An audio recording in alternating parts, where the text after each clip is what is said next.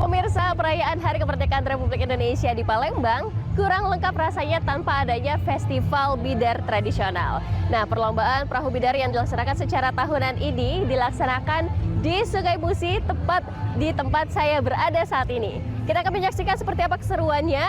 Yuk, ikuti saya terus.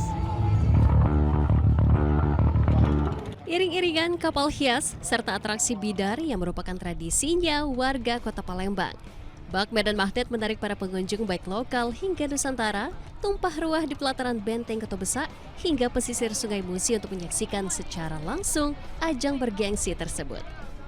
Kegiatan yang berlangsung di Sungai Musi ini merupakan event tahunan yang digelar oleh Pemkot Palembang dalam rangka memperingati dan memeriahkan HUT Kemerdekaan Republik Indonesia.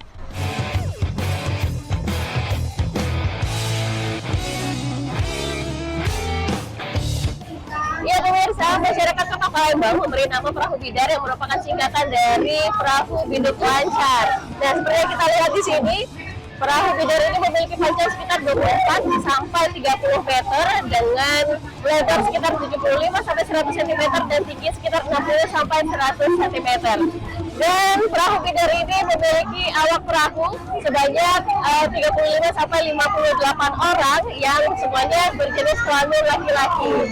Kita lihat sekarang sedang terjadi perlombaan perahu bidar pemirsa, dan perlombaan perahu bidar ini terus dilaksanakan selain untuk menjaga kelestariannya.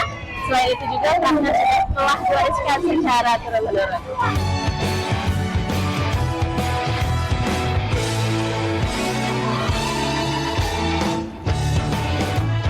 Lomba perahu bidar ini menempuh jarak sekitar 800 meter, mulai dari start dermaga 35 Ilir hingga finish di Benteng Kota Besak.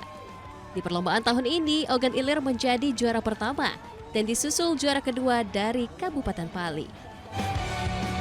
Lomba perahu bidar tradisional di Palembang ini bukan sekedar tontonan, melainkan menjadi kearifan lokal yang merekatkan warga Palembang.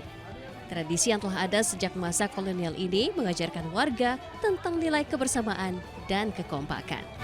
Ya, demikian liputan kita hari ini pemirsa. Saya Agi Pradita pamit undur diri. Sampai jumpa.